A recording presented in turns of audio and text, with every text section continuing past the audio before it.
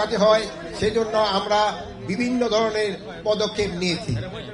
আমরা স্বরাষ্ট্র মন্ত্রণালয়ের তরফ থেকে 8 দফা নির্দেশনা প্রতিটা পূজা মণ্ডপে আমরা পাঠিয়েছি, এবং আমাদের অ্যাডমিনিস্ট্রেশনে যারা যারা আছে, ডিভিশনাল কমিশনার, ডিআইজি, তারপরে আপনার এসপি, ডিসি, ইউএনও, ওসি, সবার কাছে আমরা ইনস্ট্রাকশন পাঠিয়ে দিয়েছি। আপনারা এবার সবাই, আমি আশা করব আপনারা নির্বিঘ্নে এই পূজা উদযাপন করতে পারবেন। এই পূজা উদযাপনের জন্য আমরা সেনাবাহিনীকেও মোতায়েন করেছি, নৌবাহিনীকেও মোতায়েন করা হয়েছে, বিমান বাহিনীকেও মোতায়েন করা হয়েছে। এবার এই জন্য আপনারা কোথাও কোনো ধরনের বাধা বিপত্তি আপনারা ফেস করবেন না।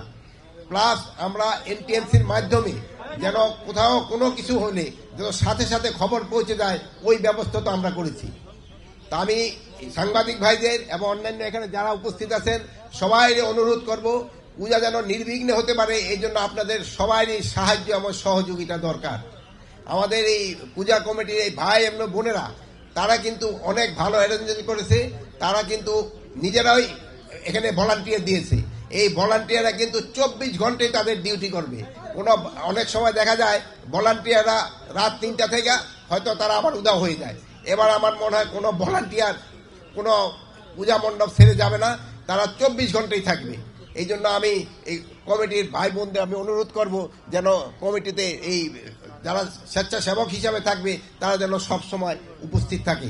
এই স্বেচ্ছাসেবকরাই কিন্তু আমাদের সাথে সহযোগিতা করবে এবং তাদের মাধ্যমে কিন্তু বিভিন্ন সংবাদ আদান প্রদান করতে সুবিধা হয়। না, কোনো ধরনের নিরাপত্তা ঝুঁকি নাই, কোনো ধরনের নিরাপত্তা ঝুঁকি নাই। পূজা এবার নির্বিঘ্নে হবে। এই অপকর্মের সাথে যারা জড়িত তারা অবশ্যই বিচারের সম্মুখীন হবে। এটার সাথে যারাই জড়িত সবাই বিচারের সম্মুখীন হতে হবে। আমরা সবারই বিচারটা এনশিওর করার চেষ্টা